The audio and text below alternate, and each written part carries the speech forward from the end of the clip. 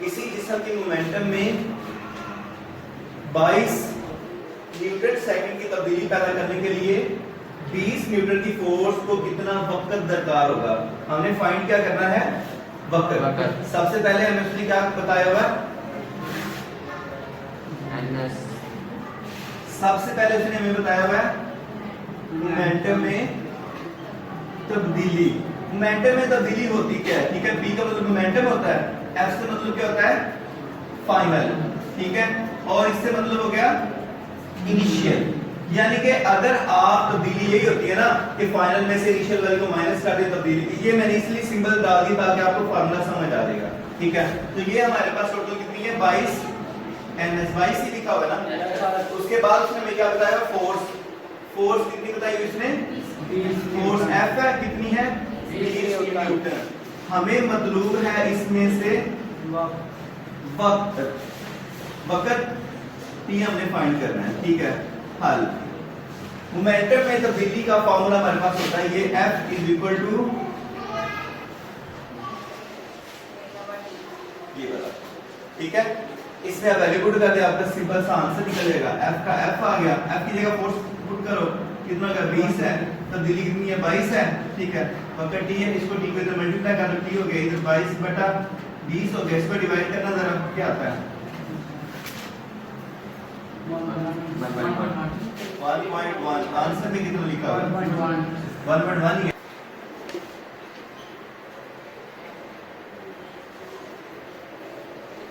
.9 5 kilogram mass के लकड़ी के ब्लॉक और संगमरमर के उसकी फर्श के दरमियान फ्रिक्शन की फोर्स क्या होगी, वो आपने फाइंड करनी है। लकड़ी और संगमरमर के दरमियान एफिशिएंट ऑफ फोर्स की कीमत कितनी है, फ्रिक्शन की कीमत वैल्यू कितनी लिखी है, 0.6 है।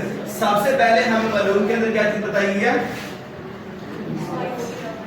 सबसे पहले उसने मैथ बताया हमें, मैथ कितना है 5 केजी है, ठीक है, 5 किलोग्राम हो गया। उसके बाद उसने हमें क्या बताया हुआ है, फ्रिक्शन कोफिशिएंट कितना बताया हुआ,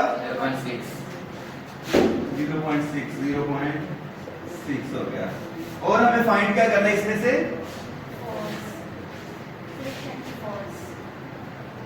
फोर्स आपने फाइंड करनी है, ओके हो गया।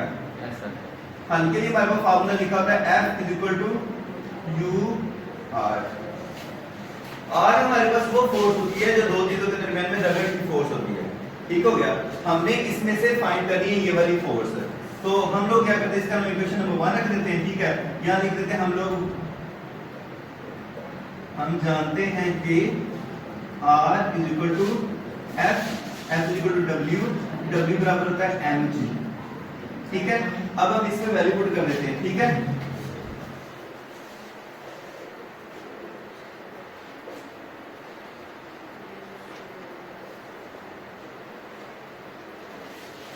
कीमत दर्ज करने से F का F आ गया, U जो हमारा कोफिशिएंट आ गया, R की जगह हमारे पास हो गया mg। तो इन सब की वैल्यू आप पुट कर दो।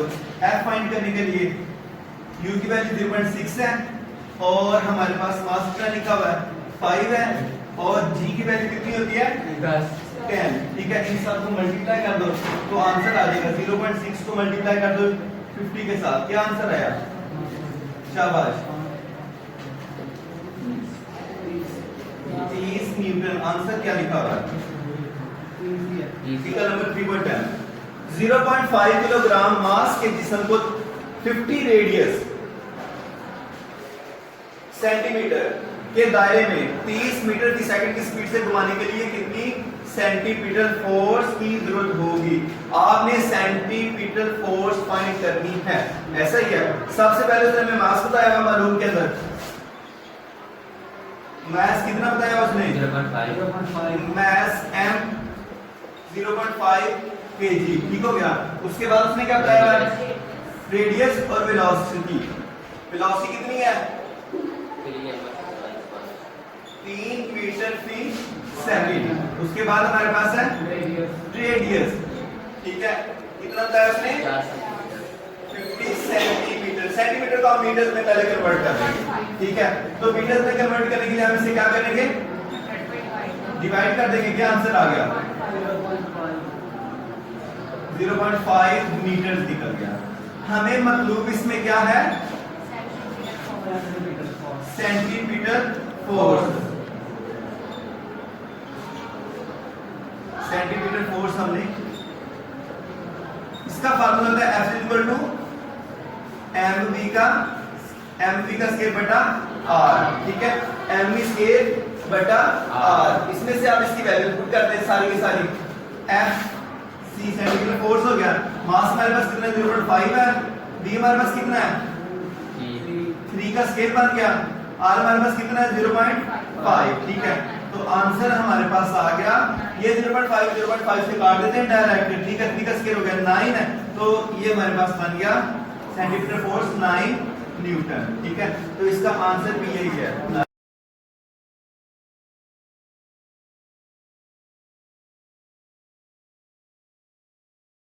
लिखा हुआ है 50 न्यूटन की फोर्स एक्स एक्सिस के साथ 30 डिग्री का जाविया बना रही है। इसके आमुदी कंपोनेंट आपने fx फाइंड करना है और fy फाइंड करना है। सबसे पहले हमें मालूम है फोर्स, फोर्स कितनी है? फोर्स F हमारे पास है 50 न्यूटन की। उसके बाद x एक्सिस के साथ जो है एंगल कितने का मानना है? 30 का।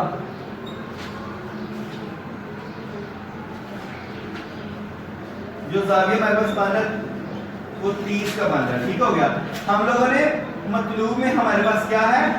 एक x फाइंड करना हम लोगों ने और एक fy, ये दोनों हमने फाइंड करने हैं अमूदी कंपोनेंट से।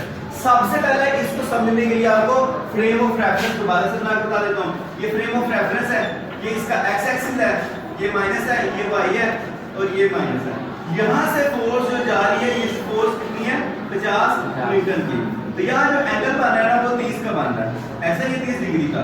आप लोगों ने ये वाला और ये वाला, ठीक है, ये जो होता है ये हमारे पास fy होता है, fy और ये होता है fx, ये आपने दोनों फाइंड करने हैं, ठीक है।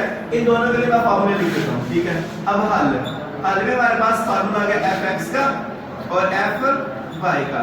fx का फार्मूला हमारे पास लिखा हुआ है fx equal to f cos theta, ये हो गया f sin थीटा।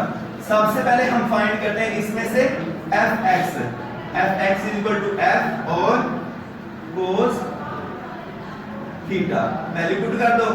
f की वैल्यू हमारे पास है 50, cos थीटा की वैल्यू cos थीटा 30 की फाइंड करनी है आपने, तो हमारे पास आ गया 50 मल्टीप्लाई विद 0.866, इसको मल्टीप्लाई करो, क्या आंसर आया? 43.3 आया, ठीक है। ये हमारे पास इतना निकल गया। आंसर में क्या लिखा हमारे पास, ठीक है। उसके बाद fy है, fy का हमारे पास फार्मूला लिखा हुआ f और sin थीटा। fy फोर्स की जगह हमारे पास आ गया 50, sin 30 की वैल्यू कितनी है? कितनी है? 0.5 है, ठीक है। तो ये हमारे पास कितना हो गया? 25 न्यूटन फोर्स। तो इसका यही आंसर है, ठीक है। चलिए 4.3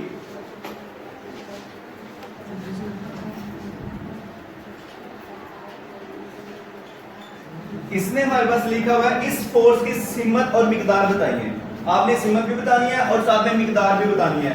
अगर x कंपोनेंट हमारे पास 12 न्यूटन हो और y कंपोनेंट हमारे पास 5 न्यूटन है, तो आप लोगों ने फाइंड करना है f एंड थीटा।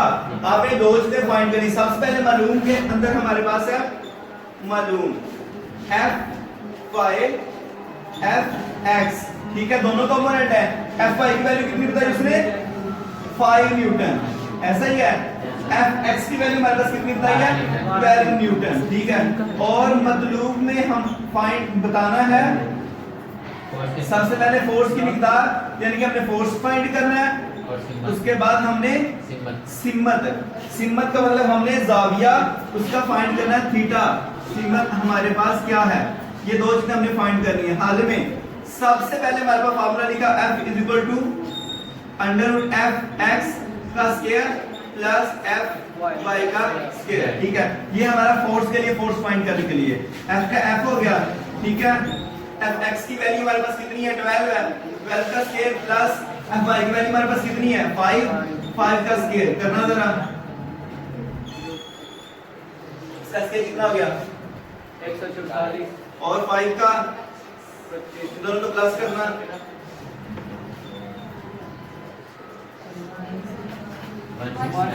अभी इसका करो जरा,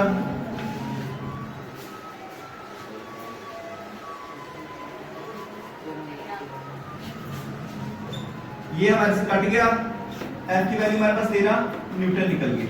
अब हमें थीटा फाइंड करना है। थीटा फाइंड करने के लिए हमारे पास फार्मूला था theta is equal to tan -1 multiply with fx बटा fy, ठीक हो गया। तो इसको आपने कैसे फाइंड करना है, ठीक है। सबसे पहले वैल्यू पुट कर लेते हैं, tan थीटा की यही आ गई, fx की वैल्यू कितनी है 5, fy की वैल्यू कितनी है 12, 5 को 12 पे डिवाइड कर दो जरा, क्या आंसर आया 0.4166, ये आ गया। अब आपने कैलकुलेटर के ऊपर 10 सबसे पहले शिफ्ट प्रेस करनी है, शिफ्ट, उसके बाद 10, ठीक है, उसके बाद 0.4166, तो हमारे पास आंसर आ गया थीटा का 22.6। तो असल में हमने फाइंड ये किया है, अगर हमारे पास ये x एक्सिस है, ये y है, तो अगर हमारे पास एक फोर्स जो यहां से इस सीमत में जा रही है, ठीक है, उसकी फोर्स की वो फोर्स 13 न्यूटन अगर हो, ठीक है, और ये वाली जो फोर्स है, ठीक है, ये वाली उसने fx y बताइए, fy हमारे पास हो 5 न्यूटन, और ये वाली अगर हमारे पास वो फोर्स 12 न्यूटन, ठीक है, तो जो इनके दरमियान में ये एंगल बन रहा है ना, वो 22.6 का बनेगा। अभी बात समझ आ गया, तो ये चीजें हमने फाइंड की है, ओके, ठीक है। इसमें सबसे पहले मालूम में हमें बताया गया है फोर्स, फोर्स बताई गया ना, फोर्स हमारे पास कितनी है 100 न्यूटन की। उसके बाद उसने हमें क्या बताया हुआ है, मूवमेंट आर्म कितना बताया गया उसने 10 सेंटीमीटर है। इसको अपने 10 को 100 पे डिवाइड कर दो, आंसर आ जाएगा हमारे पास 0.1 मीटर। उसके बाद मतलूब हमें क्या है, मतलूब में उसने हमें टॉर्क कहा हुआ है, ठीक है, ये हमने फाइंड करना है हल। तो टॉर्क का फार्मूला होता है हमारे पास F मल्टीप्लाई L। F हमारे पास कितना है 100 है, L हमारे पास कितना 0.1 है, इन दोनों को मल्टीप्लाई करो क्या आंसर आता है 10। तो हमारे पास 10 न्यूटन के फोर्स, जो टा होता है वो भी असल में फोर्स ही होती है, ठीक है, तो इसका यूनिट होता है न्यूटन मीटर, ठीक है। इन दोनों को मल्टीप्लाई करने से यही आंसर आ गया।